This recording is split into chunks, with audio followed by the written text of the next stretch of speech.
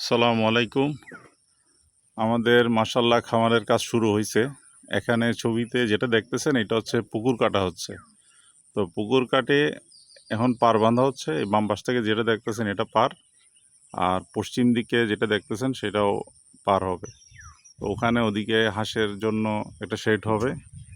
আর ডান দিকে যেটা দেখতেছেন মাটি উঁচু করে রাখা হয়েছে, সেটা লেভেল করা হবে মাটিতে দিয়ে। একদম পুরোপুরি উত্তর দিকে যেটা জায়গা আছে সেদিকে মাটিগুলো নিয়ে নেওয়া হবে খামারের জন্য। মূলত খামারের জন্য এই পুকুরটা কাটা।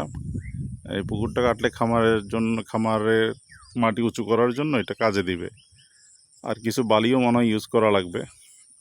এখন দেখা যাক, কাজের আপডেট এতটুকু।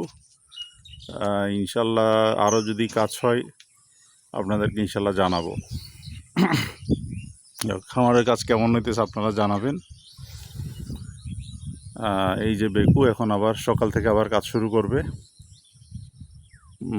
কালকে 9.5 ঘন্টার মতো কাজ হয়েছে।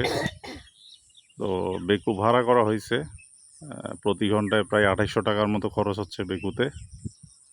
আরও অনেক কাজ আছে। তো প্রতিটা কাজের আপডেট আপনাদেরকে ইনশাল্লাহ এই চ্যানেলে জানাই দেওয়া হবে। আপনাদের কোনো সাজেশন থাকলে ইনশাল্লাহ জানাবেন। আসসালামু আলাইকুম।